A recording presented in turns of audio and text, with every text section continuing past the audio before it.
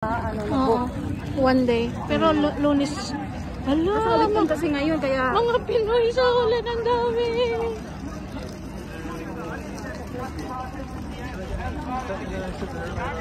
Grabe talaga ito. Ito yung mga Pinoy talaga. Grabe ang tao, as in. Ang dami.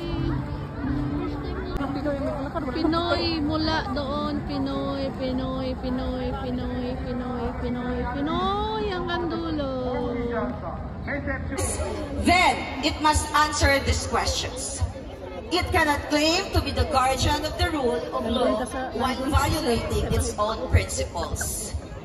Justice is not selective. It is not dictated, used as a weapon for political persecution by the Marcos administration.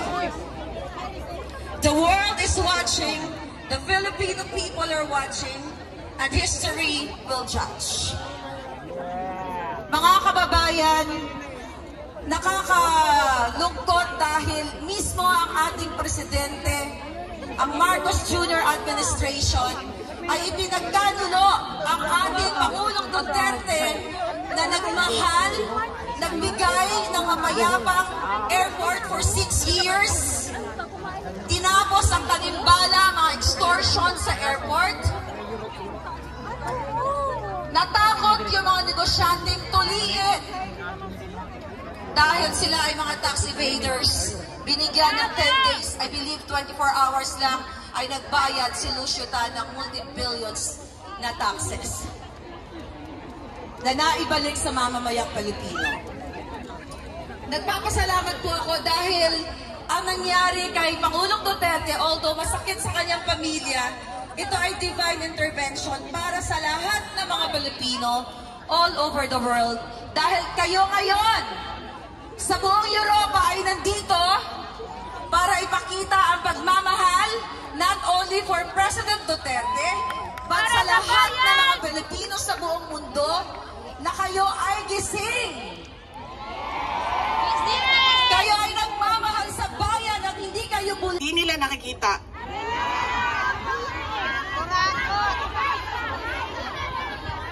Bongbong korak! Bongbong pisat!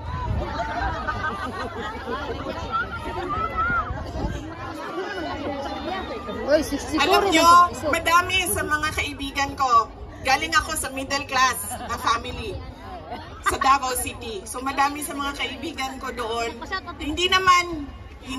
Meron naman silang mga negosyo, meron naman silang pinagkakakitaan, may mga trabaho. Pero ilan na rin ang nagsabi sa akin, mga professionals ito, ilan na rin ang nagsabi sa akin, wala na rin talaga kaming nakikita, parang gusto na namin lumipat na lang sa ibang bansa para sa Volunteers, we need volunteers to the exit area. Although, please facilitate. Grabe ang tao, pumunta.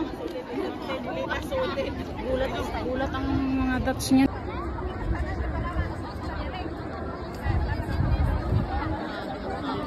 keep the area clean and green. Hindi yan ang makita ng ICC, iba't ibang part ng mundo nakikita. Palang mga mukha nila. Balik talaga niya sa mga sitwasyon. Ito pa lang yung papasok? Yan yung naghihintay siguro ng selfie, pa-selfie. Ah, Ayoko na makisali dyan. ikaw gusto mo